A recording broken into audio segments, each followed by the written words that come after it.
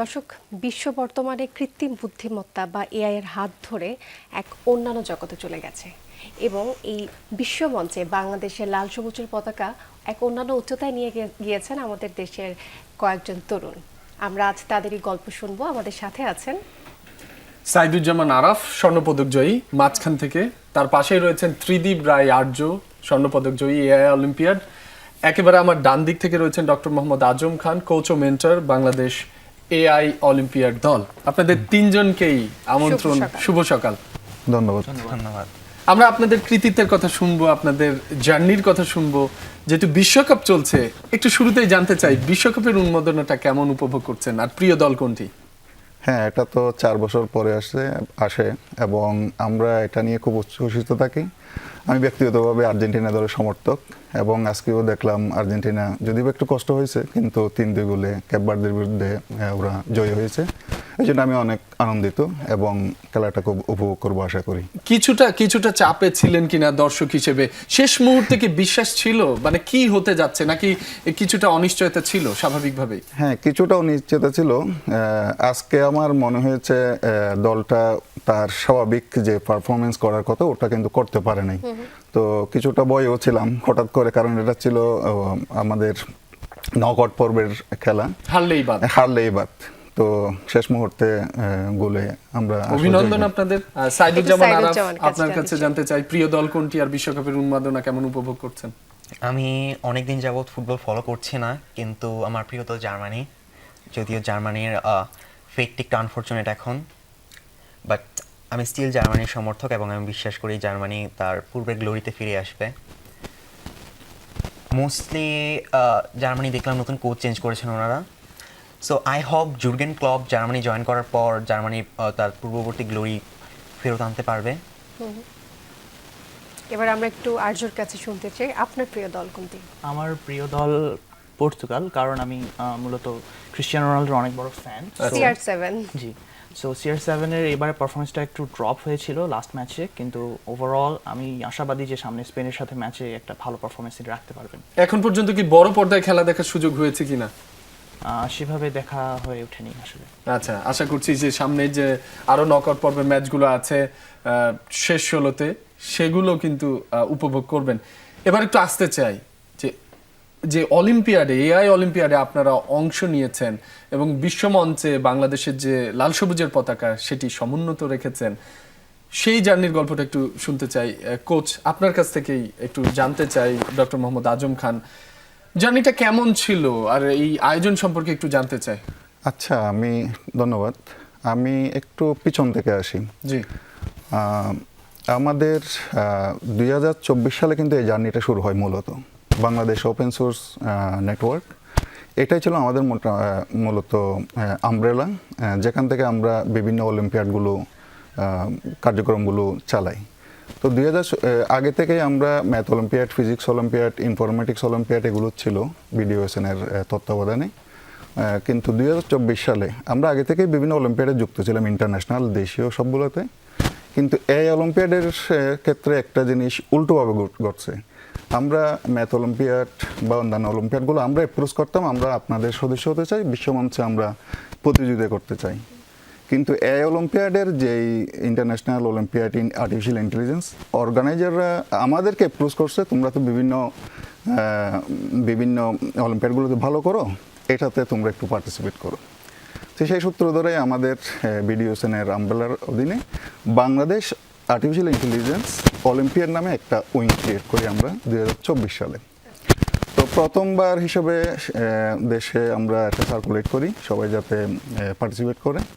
Unfortunately মাত্র 183 জন registration করছিল ওইবার। তো এরপরে 183 জন থেকে আমরা ঢাকা ইউনিভার্সিটির IIT হলো আমাদের নলেজ পার্টনার। তো সেখানে একটা প্রতিযোগিতার মাধ্যমে আমরা 50 জনকে বাছাই করি। ফাইনালি আরেকটা প্রক্রিয়ার মাধ্যমে 10 জনকে নিয়ে আসি। আমরা জানবো কিভাবে এই জার্নিটা সফলতার দিকে এগোলেন। একটা ছোট্ট বিরতির পর শুনবো আরো গল্প। দর্শক, শুনতে একটা ছোট্ট বিরতির, আমাদের সাথেই থাকবেন।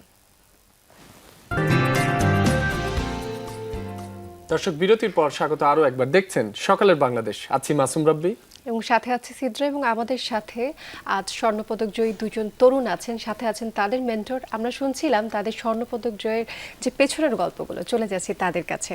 এই যে কথাটা স্বর্ণপদক জয়ী, শুনতে এবং বলতে আমারই হচ্ছে আজ খুব গর্ববোধ হচ্ছে। আপনার কেমন বোধ হয় যখন আপনাকে কেউ বলে আপনি একজন স্বর্ণপদক জয়ী সাইফুজ্জামান?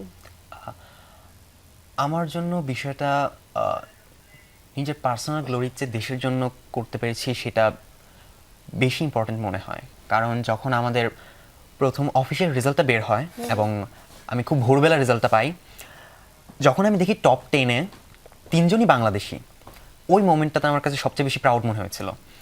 এবং আমি দেখলাম যে পুরো লিস্টে বাংলাদেশ হাইয়েস্ট গোল্ড মেডেল বিজয়ী। বাহ। এবং তার কিছুদিন পর আমি হঠাৎ দেখি সৌদি আরবের একটা নিউজ চ্যানেল, ওরা নিউজ করছে যে এআই অলিম্পিয়াডে বাংলাদেশ টপার 3টা গোল্ড মেডেল নিয়ে। ওই মোমেন্টটাতে আমার কাছে মনে হয়েছে যে আমরা অ্যাকচুয়ালি দেশের জন্য কিছু করতে পেরেছি। আমরা ফুল বাংলাদেশ এআই অলিম্পিয়াড টিম, আমাদের এশিয়া প্যাসিফিক টিমে 8জন মেম্বার ছিলাম আমরা, আমাদের আরও 4জন অনারেবল মেনশন রয়েছে। সো ওভারঅল একটা খুবই ভালো পারফরমেন্স ছিল আমাদের এশিয়ার মধ্যে অন্যান্য সকল দেশের তুলনায়। ওইটা ছিল আমাদের জন্য সবচেয়ে বেশি প্রাউড মোমেন্ট। এবং আমাদেরকে দেখার পর যখন আমাদেরকে বিভিন্ন মিডিয়াতে শেয়ার করা হয়, তখন আমরা মিডিয়াগুলোর কমেন্ট বক্স চেক করি, মানুষ শেয়ার করছে ওগুলো চেক করি, তখন দেখি অনেকেই হচ্ছে আমাদেরকে দেখার পর প্রচুর ইন্সপায়ারেশন পাচ্ছে এবং অনেকেই বাংলাদেশের প্রতি তাদের ভরসাটা ফিরে পাচ্ছে যে বাংলাদেশ অ্যাকচুয়ালি বিশ্বমঞ্চে কিছু করতে পারবে, বাংলাদেশের তরুণরা এগিয়ে যাচ্ছে, দেশকে এগিয়ে নিয়ে যাচ্ছে এবং বাংলাদেশের তরুণরা সুযোগ সুবিধা পেলে অনেক কিছুই করতে পারে। সো যখন আমরা দেখি যে অ্যাকচুয়ালি দেশের মানুষের মধ্যে আমরা একটা ইন্সপায়ারেশন তৈরি করতে পেরেছি বা দেশের জন্য কিছু করতে পারছি, সেটা হচ্ছে আমাদের জন্য মেইন। এবং আজ যারা দেখছেন সেই আপনাদেরকে, করতে পারার যে অনুভূতি সেটি কিন্তু চোখে মুখে ফুটে উঠছে, আপনাদের একটু গর্বিত অনুভূতি। একটু ত্রিদীপ রায় আর্য আপনার কাছে আসতে চাই, আপনার জার্নিটা একটু জানতে চাই। উনি বলছিলেন গর্বিত হওয়ার অনুভূতি, নিশ্চয়ই আপনিও গর্বিত, আপনারা সবাই গর্বিত। স্বর্ণপদক জয়ের যে যাত্রাটা আর সেই কম্পিটিশনে প্রশ্নগুলোই কিভাবে সমাধান করতে হয়েছে, একটু জার্নিটা জানতে চাই। ধন্যবাদ। এআই অলিম্পিয়াড মূলত এমন একটা কম্পিটিশন যেখানে খুবই অল্প সময়ের মধ্যে সেখানে একটা খুবই প্রবলেম সলভিং একটা মনোভাব দরকার। সেখানে অল্প সময়ের মধ্যে বেশ কয়েকটি প্রবলেম থাকে, বিভিন্ন ডাইভার্স বিভিন্ন রিয়েল ওয়ার্ল্ড প্রবলেমের সাথে সেটা সামঞ্জস্য রেখে তৈরি করা হয় এবং সেই প্রবলেমগুলো মূলত সলভ করতে হয়। সো মূলত আমার জার্নিটা শুরু হয়েছিল আজ থেকে প্রায় 5 বছর আগে, যখন আমি এআই শেখা শুরু করেছিলাম। সো অনলাইনে আমি স্ট্যানফোর্ড অনলাইনে প্রফেসর অ্যান্ড্রু ইয়ং এর কোর্স ছিল, সেখানে আমি মেশিন লার্নিং স্পেশালাইজেশন সেখানে মূলত ভর্তি হয়েছিলাম এবং সেখান থেকে আমার মূলত এআই শেখা শুরু। এবং সেখান থেকে পরবর্তীতে বিভিন্ন প্রজেক্টস, বিভিন্ন কম্পিটিশনে যুক্ত হয়ে আমি ওভারঅল আমার জার্নিটা স্টার্ট করেছি। এবং আমি মূলত এইবার প্রথম আমি বাংলাদেশ এআই অলিম্পিয়াডে অংশগ্রহণ করি এবং অংশগ্রহণের মাধ্যমে রিজিওনাল, ন্যাশনাল এবং টিম সিলেকশনের মাধ্যমে একটা খুবই দীর্ঘ প্রক্রিয়ার মাধ্যমে সিলেক্ট হই। পরবর্তীতে যেদিন কম্পিটিশন হয়েছিল এশিয়া প্যাসিফিকের টেস্ট ডেতে, তো সেদিনকে আমার প্রথমেই অনুভূতি ছিল যে আমাকে দেশের জন্য অবশ্যই কিছু একটা করতে হবে, কারণ এই পর্যায়ে আসতে পারা এতটা সহজ ছিল না, কারণ কম্পিটিশনে অনেক ফিয়ার্স ছিল এবং সেখানে অনেক পার্টিসিপেন্ট ছিল। সো সেখানে আমি দিনের শুরুতে আমি প্র্যাকটিসের মাধ্যমে শুরু করেছিলাম, যে বিভিন্ন কনসেপ্টসগুলো একটু দেখে নিই এবং এরপর আমি করেছিলাম কি যে আমার যে বিভিন্ন সাইট এগুলো থেকে রিসোর্স সংগ্রহ করে অবভিয়াসলি তারপরে আমি আমার যে বিষয়গুলো সেগুলো দেখার পরে আমি ফাইনালি যখন টাইম চলে আসছিল, তারপর আমি ওভারঅল একটু রিল্যাক্স করার চেষ্টা করেছিলাম এবং রিল্যাক্সের পর আমি মূলত কম্পিটিশন স্টার্ট হয়ে যায় এবং কম্পিটিশনের মধ্যে খুবই ধীর স্থিরভাবে একটা এক্সাম দেওয়ার দরকার ছিল, কারণ সেই সময়ের মধ্যে মাথা বিগড়ে গেলে কিন্তু অনেক সমস্যা হতে পারে। এবং আমি সৌভাগ্যবশত দেশের কথা চিন্তা করেছিলাম, দেশের মাটির কথা চিন্তা করেছিলাম এবং সেই কারণে আমি নিজের যত পার্সোনাল ফল্ট ছিল সেগুলো যথাসম্ভব এড়িয়ে চলার চেষ্টা করেছি, সেগুলো ওভারকাম করে সফলতাও পেয়েছেন। আজম খান, কোচ ও মেন্টর হিসেবে আপনি বাংলাদেশ এআই অলিম্পিয়াড দলের রয়েছেন, দায়িত্ব পালন করেছেন। প্রথমবারের মতো অংশগ্রহণ অনেক ক্ষেত্রেই চ্যালেঞ্জিং, অনেক ক্ষেত্রে খুব বেশি প্রত্যাশা চাপও থাকে না, কারণ প্রথমবার অংশগ্রহণ করে যে ট্রফি নিয়ে আসতে হবে বা স্বর্ণপদক জিততেই হবে এমন বিষয় না, কিন্তু সেই সফলতাটা তারা নিয়ে এসেছে আপনার নেতৃত্বে। ঠিক কি ধরনের প্রস্তুতি ছিল বা ভাবনাটাই বা কি ছিল? প্রথমবারেই বাজিমাত করার চিন্তা ভাবনা ছিল কিনা? প্রথমবারে তো ভালো রেজাল্ট করা সব সময় একটা উচ্চ আশা পূরণ করে আমাদের। তো এখানে এটা যদিও বা Asia Pacific olympiad in artificial intelligence প্রথমবার হলেও আমরা এর আগেও কিন্তু 2বার আর্টিফিশিয়াল ইন্টেলিজেন্স বিশ্বমঞ্চে কিন্তু পার্টিসিপেট করছিলাম। আচ্ছা, তো সেখানে কিন্তু আমরা যেটা সৌদি আরবে গত বছর অনুষ্ঠিত হয় বা 2024 সালের লাস্টে যেটা অনুষ্ঠিত হয়, সেখানে কিন্তু আমরা বাংলাদেশ দল হিসেবে সব টিম মেম্বাররাই কিন্তু ওখানে পদক অর্জন করে। তো তখন থেকে আমাদের একটা সিগন্যাল ছিল যে আসলে আমরা এখানে যদি একটু ট্রাই করি সেক্ষেত্রে আমাদের এখানে ভালো ফলাফল আসতে পারে আর কি। সেই হিসাবে আমরা একটা রিগোরিয়াস সিলেকশন প্রসেস, ট্রেনিং প্রসেস এভাবে যাই। যেমন প্রথমে আমাদের আঞ্চলিক পর্বগুলো, এরা সবাই কিন্তু আঞ্চলিক পর্ব দিয়েই প্রথমে উঠে আসে। এর পরবর্তীতে আবার ন্যাশনালি একটা হয়, যারা আঞ্চলিক পর্যায়ে মোটামুটি ভালো করে তাদেরকে ন্যাশনাল পর্যায়ে নিয়ে আসি। সেখান থেকে হলো আমরা আরেকটু সিলেকশন করি, কমিয়ে নিয়ে আসি। ফাইনালি আপনার 10 থেকে 15 জন আমরা নিই, যেখান থেকে আরও কিছু ক্যাম্পের কিছু কম্পিটিশন দিয়ে আমরা ফাইনালি 8 জনকে সিলেক্ট করি। তো শিক্ষার্থীরাও আসলে অনেক ট্রাই করছে, আর আমরাও ট্রাই করছি। আমাদের পাশাপাশি এই যে IIT, BDUSN এবং আরও ব্র্যাক ইউনিভার্সিটি আছে, BUBT আছে, এবং যারা এই ধরনের শিক্ষার্থীরা, আমরা মূলত তাদেরকে মেন্টরিং করি ইউনিভার্সিটি লেভেলের, মানে বিশ্ববিদ্যালয় পর্যায়ে মেন্টরিং এর মাধ্যমেই তাদেরকে গড়ে তুলেছেন। আরো কথা শুনবো আমরা সিদ্রা, আরো একটি বিরতির এই মুহূর্তে সময় একটা হয়েছে। বিরতির সময় হয়েছে, দর্শক সময় হয়েছে একটি বিরতি। সাথেই থাকুন। বিরতির পর আবার স্বাগত, দেখছেন সকালের বাংলাদেশ। আছি মাসুম রাব্বি, সাথে আছি সিদ্রা। আমরা এবার একটু আরাফের সাথে একটু কথা বলতে চাই। বিরতির আগে আমি একটু জিজ্ঞেস করেছিলাম দুইজনকে যে দুইজন হচ্ছে এখন বর্তমানে কোথায় পড়াশোনা করছেন, এবং জানতে পারলাম দুইজনই কলেজ পড়ুয়া ছাত্র। তো এই যে কলেজে পড়াশোনা করছেন, পাশাপাশি অলিম্পিয়াডের জন্য প্রস্তুতি নিয়েছেন, কিভাবে তৈরি করেছেন নিজেকে? আমার কাছে মোস্টলি মনে হয় আমরা যখন অলিম্পিয়াডের জন্য প্রিপারেশন নেই, তখন আমাদের প্রবলেম সলভিং স্কিলস এবং কোনো কিছু নতুন কনসেপ্টকে শিখতে পারার স্কিলটা অনেকটাই বেড়ে যায়, যেটা আমাদের লাইফের প্রায় সব ক্ষেত্রে অবদান রাখে। যার মধ্যে একটা উল্লেখযোগ্য জায়গা হচ্ছে অবভিয়াসলি অ্যাকাডেমিক্স। দেখা যায় আমাদের যেই এশিয়া প্যাসিফিক রাউন্ডটা ছিল, ওইটায় আমাদের 4টা প্রবলেম সলভ করতে হয়েছে 6 ঘন্টায়। তার মধ্যে প্রথম যে প্রবলেমটা ছিল, ওই প্রবলেমটাতে আমাদেরকে 2টা রিসার্চ পেপার পড়তে হয়েছে এবং 2টা রিসার্চ পেপার ওই টাইমের মধ্যে ইমপ্লিমেন্ট করতে হয়েছে। সো আমরা যখন এরকম বড় বড় এবং কমপ্লিকেটেড রিসার্চ পেপারগুলো ইমপ্লিমেন্ট করতে শিখি, তখন জেনারেলি আমাদের যেই একাডেমিক সিলেবাসটা থাকে, ওইটা দেখা যায় আমরা খুবই অল্প সময় এবং অল্প ইফোর্টের মাধ্যমে শেষ করে ফেলতে পারি। সো এইটা আমাকে একটা সিগনিফিকেন্ট বুস্ট দিয়েছে একাডেমিক্সের জন্য। এছাড়া আমি সবসময় চেষ্টা করি, লাইক কিছু বিউরোক্রেটিক ধাপ থাকে যেগুলো একাডেমিক্সে প্রায় সময় স্টুডেন্টরা ফলো করে, আমি ট্রাই করি এগুলো স্কিপ করার জন্য।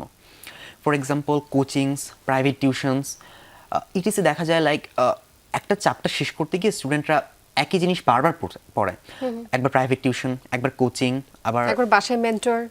সো আমি ট্রাই করি সব কিছু স্কিপ করার জন্য, ডিরেক্ট বই পড়ি প্লাস।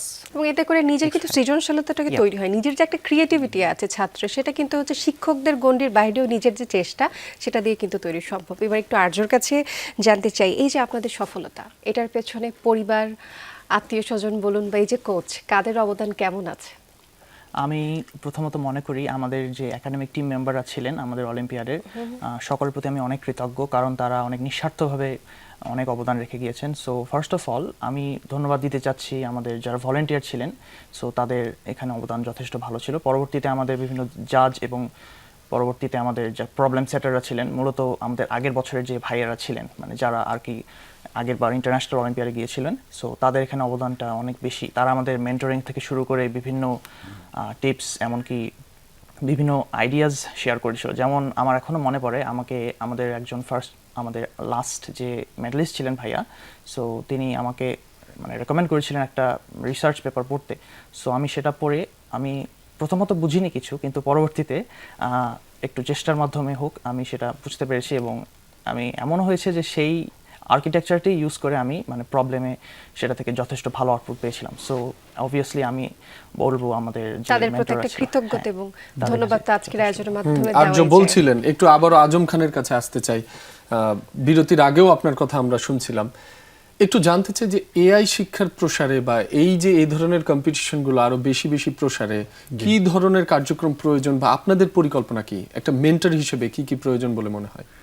আমরা যেটা ট্রাই করতেছি সেটা হলো, যেমন ম্যাথ অলিম্পিয়াডটা যেমন আমরা পুরা দেশে ছড়িয়ে দিয়েছিলাম, একইভাবে এটাও আমরা চাচ্ছি পুরা দেশে যাতে ছড়িয়ে পড়ুক। বিশেষত আপনার প্রাইমারি স্কুল, হাই স্কুল, কারণ এটাতেই হলো আমাদের শিক্ষার্থীরা সবচেয়ে বেশি। তো এখানে যদি রুট লেভেলেই এই জিনিসটা যদি আমরা একটু ছড়িয়ে দিতে পারি, তাহলে এটা অবভিয়াসলি গণিত অলিম্পিয়াডে যেমন আমরা আন্তর্জাতিক আসরে স্বর্ণপদক পাচ্ছি বা ভালো করতেছি, তদ্রুপ আমরা এআই অলিম্পিয়াডেও কিন্তু এই ধরনের সফলতা পাবো।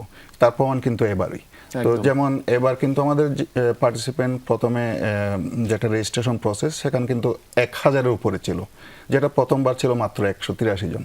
তো অনেক এটা- বেড়েছে। হ্যাঁ, তো এটাকে আমরা আরো ভাস্ট লেভেলে, মাস লেভেলে এটা কিন্তু আমরা পৌঁছে দিতে চাচ্ছি। সেজন্য বিডিওএসএন কিন্তু নিরলসভাবে কাজ করে যাচ্ছে। তো স্টুডেন্টরাও তাদের চ্যানেল থেকে যতটুকু সম্ভব হয় তাদেরকে মোটিভেট করা, তারপর আমরাও আমাদের লেভেল থেকে মোটিভেট করা, তাদেরকে পার্টিসিপেশনে উৎসাহ করা, এগুলো কিন্তু চেষ্টা করে যাচ্ছি। তো এইবার যেমন আমাদের 3টা স্বর্ণপদক, এবং আমাদের আগামী মাসে কিন্তু আরেকটা কাজাখস্তানে আমাদের international artificial olympiad in artificial ইন্টেলিজেন্সে তারা কিন্তু 7জন সদস্য পার্টিসিপেট করবে। তো আমরা আশা করবি সেখানেও কিন্তু তারা বেশ ভালো করবে, এটা আমাদের এখনো আশা আছে।